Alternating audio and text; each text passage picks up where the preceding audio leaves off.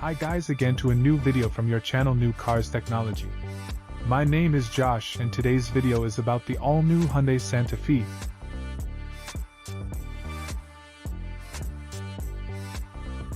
The 5th generation SantaFee is physically larger, as well as having larger-than-life aesthetics, and US models at a third row. The startling redesign of the 2024 Hyundai SantaFee was presented to the public last month.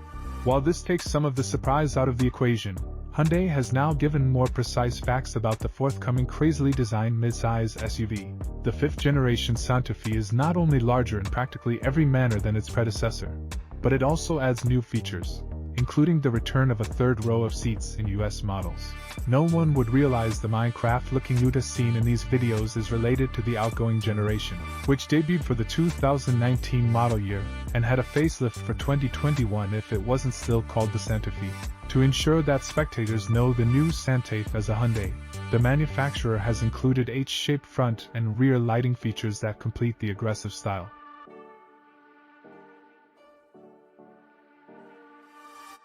In comparison to the preceding SantaFee, the 2024 model grows from front to back, up and down, and between the axles.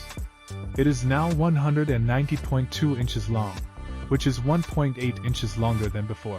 That's still approximately a half-foot shorter than the 3-row Palisade, but the axle distance has been increased by 1.9 inches. Its 110.8-inch wheelbase now allows for increased passenger capacity, particularly in the third row. Previously, the outgoing generation was marketed in foreign markets with an extra row, but those sold on our shores only had 2 rows. While the new SantaFee is the same width as before, it is roughly an inch or 2 taller.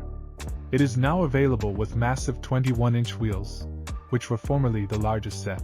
Hyundai also claims that there is greater capacity for moving people's belongings, with cargo space behind the far back row increasing by a few cubic feet to 26 cubic feet. A bigger liftgate aperture is supposed to make loading and unloading items easier.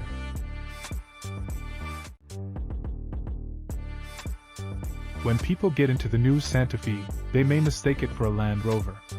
That may not please Land Rover owners, but it will most likely please everyone else. We think the new dashboard design is attractive, with its upright form and delicate H-shaped components. We particularly like the redesigned column-mounted shifter and the addition of tactile knobs for the audio system and certain HVAC settings, which are sandwiched between a 6.6-inch touch panel. The single curved panel in the dash includes dual 12.3-inch screens, one for the gauge cluster and the other for the infotainment system. The steering wheel is also upscale, and it could have come straight from a Defender. The center console is said to be reachable from the front seats and the second row, and it has a pair of wireless charging stations above a hollowed-out part.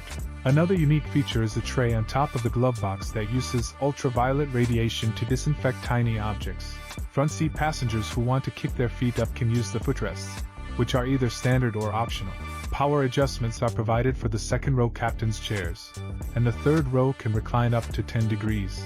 Second and third row passengers, according to Hyundai, have greater room to stretch out, with legroom measuring up to 42.3 and 30 inches, respectively.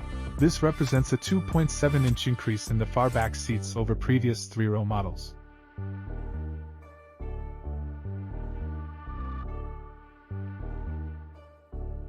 The 2024 SantaFee comes standard with a slew of driver support features, including automated emergency braking, automatic highlights, blind spot monitoring, and lane keeping assist, as well as semi-autonomous drive modes.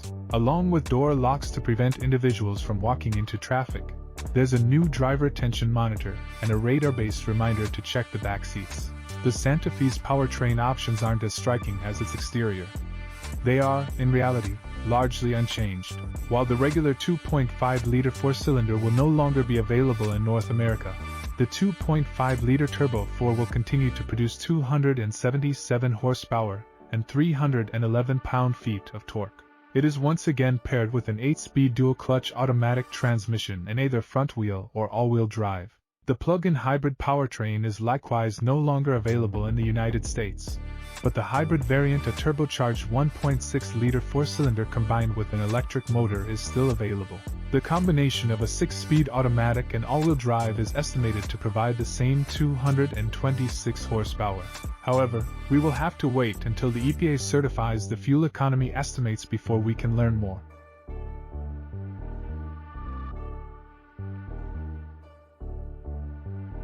Hyundai expects the 2024 Santa Fe to arrive in dealerships in the first part of next year.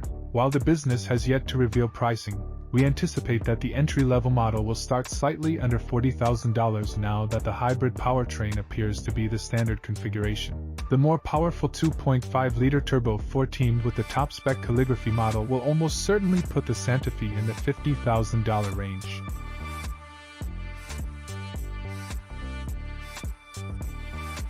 Before I end the video, I'd like to invite you to subscribe to the channel and activate the bell to receive all of the most recent and exclusive automotive news.